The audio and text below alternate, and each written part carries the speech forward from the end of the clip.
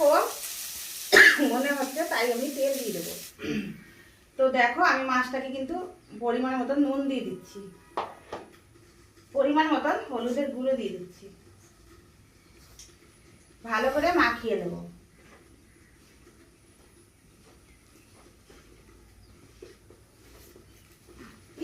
তো আমি তেল দিয়ে দেবো, মাছগুলোকে এক এক করে ছেড়ে দেবো।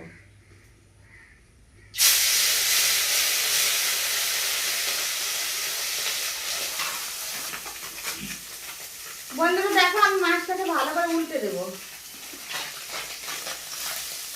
লাল লাল করে করবো, তার জন্য দেখো ভালো করে কিন্তু আমি উল্টে দিচ্ছি। দেখো একটা মাছও কিন্তু ভাঙেনি। বন্ধুরা দেখো লাল লাল করে মাছটা ভাজা হয়ে গেছে, কিন্তু এই ছোট মাছটা দেখো আমি কিন্তু কাঁচা লঙ্কা আর গোটা পেঁয়াজ কেটে নিয়েছি, দেখো কাঁচা লঙ্কা ছিঁড়ে নিয়েছি, আমি কিন্তু এই মাছের মধ্যে দিয়ে দেব।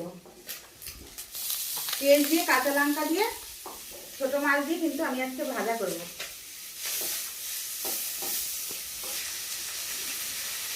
ভালো করে আমি লাল লাল করে পেঁয়াজটাও, মাছটা একদিকে হটিয়ে রেখেছি আর পেঁয়াজ আর কাঁচা লঙ্কাটা দিয়ে দিচ্ছি মিডিলে। তো দেখো ছোট মাছ খেতে কিন্তু মন্দ লাগে না। তো দেখো বাজার থেকে আনোরে কাটোরে ধৌরে রান্না করোরে খুবই কিন্তু ঝামেলা, তো দেখো খেতে কিন্তু ভালো লাগে। তো চলো দেখো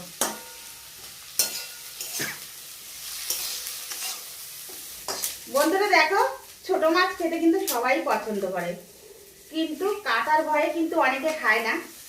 তো দেখো আমার ঠাম্মা বলেছে যে ছোট মাছ যদি কাঁচা লঙ্কা দিয়ে তেল দিয়ে যদি ভাজা করা যায় আর যদি গরম ভাতের সঙ্গে যদি খাওয়া যায়, তাহলে ধরো যে এক মুঠ চাল বেশি নিতে হবে, কেননা খুবই একটা টেস্টি খেতে হবে।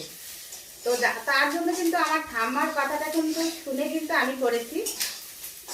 তো দেখো কি সুন্দর কিন্তু দেখতে হয়েছে, দেখো কি সুন্দর হয়েছে। দেখো কাঁচা লঙ্কা দিয়েছি বেশি করে, ঝাল ঝাল লাগবে, ভাতের সঙ্গে একদম কাঁচা লঙ্কা চটকে একদম খেতে হবে। কিন্তু তার আগে দেখো আমি ভাজা তো করে নিচ্ছি, তার আগেই খাওয়ার কথা বলছি। এবার দেখো আমার খোকা তো খুবই পছন্দ করে, এবার তোমরাও কিন্তু অবশ্যই কিন্তু আমাকে জানাবে যে খেতে কিরকম হয়েছে। তো দেখো হয়ে গেছে, আমি কিন্তু এখন তুলে নেবো। এই দেখো হাতে প্লেট নিয়েছি, তুলে নেবো। দেখো লাল লাল করে করেছি, দেখো কি সুন্দর লাল লাল। এই দেখো